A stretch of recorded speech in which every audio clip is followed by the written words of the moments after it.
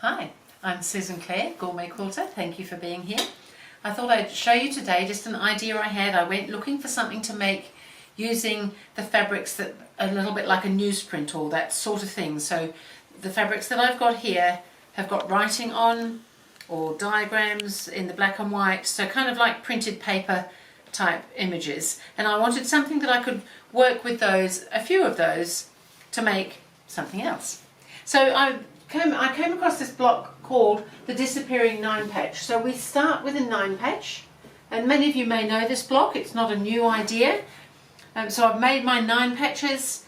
So I've got this one all ready to go. So having made it, now I've used 5-inch squares and I've cut the 5-inch squares, and I'm going to make my quilt using just these fabrics that you can see. So because there's 9 patches, I've got 9 fabrics.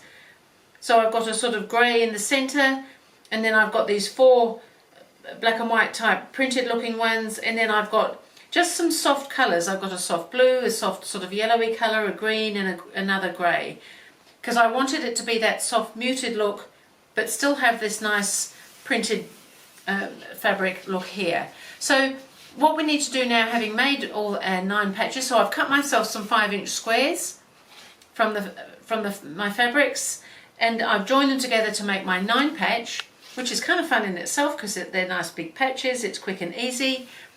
And because we've started with 5-inch squares, that's now going to measure 14 inches when it's sewn into a 9 patch, a 14-inch square. So we just want to cut these in half. So to achieve this block, it's simply cutting the block twice to make 4 smaller blocks, really. So I'm just going to position this so that everything's looking as straight as we can reasonably get it. And because I know that's 14 inches, I can cut on that 7-inch line. The other thing is my normal ruler is only 14 inches long, and so it's really not quite long enough, so I'm using a longer ruler today.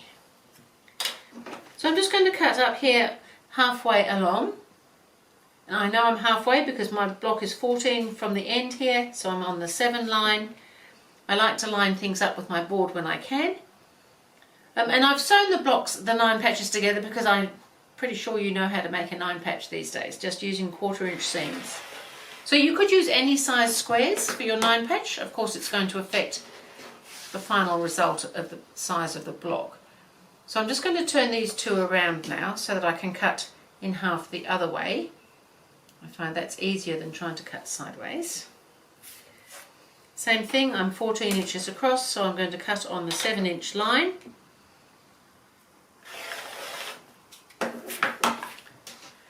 And now I've got 4 blocks essentially that look the same when you turn them around. So there's lots of things you can do with this block at this stage. You could simply set them like that if you wanted to. You can play a lot with colour with this block. You can do it very scrappy so that every square is different and you get a different look again. I wanted to have that continuation of the black and white and just some soft colours, so I've gone for this sort of look, and I've kept a constant in the centre and constant colours, but you could easily have everything so that everything's different. So, but what you have to remember is these smaller squares all come from the centre square of your 9 patch, because we're cutting through that. So if you wanted that colour perhaps to be constant or something, you might always make the centre square constant colour-wise, or you could have them different. And one of the beauties of having them different, if you look at this block here, is that if we've taken them from different blocks, so not just the same block rearranged, but several 9 patches that were different colours, when you put them back together again, but if you had 4 different lots, these could all be different colours, so they could meet with another colour, and these could all be different colours so that they would meet, and you'd get a totally different look again. You could sash them. There's so much you can do with a 9 patch, and then cut it in half twice, and you've got something like this. So I think it was just a little fun exercise that I thought I'd show you, because for me it was more fabric oriented than it was patchwork design oriented. And then so I would suggest that if you're going to do them in perhaps multiple fabrics and make it more scrappy for using up things, a great way to do it is to simply cut them to this stage and then treat this as your block. What you're going to end up with when you've done, if you sew them back together again in 4s like I have here, and apparently lots of pins on the wall, So this block here, now that I've sewn 4 together again into a larger block, and again it could be just that they were all different ones, but you're making them up into the larger blocks before you put the quilt top completely together. This measures 13.5 inches as a finished block. So these are measuring 7, so they're going to be, so that'll be a 13-inch sewn in block. So these are going to be 6.5 inch by the time you've taken off the seam allowance and sewn them in.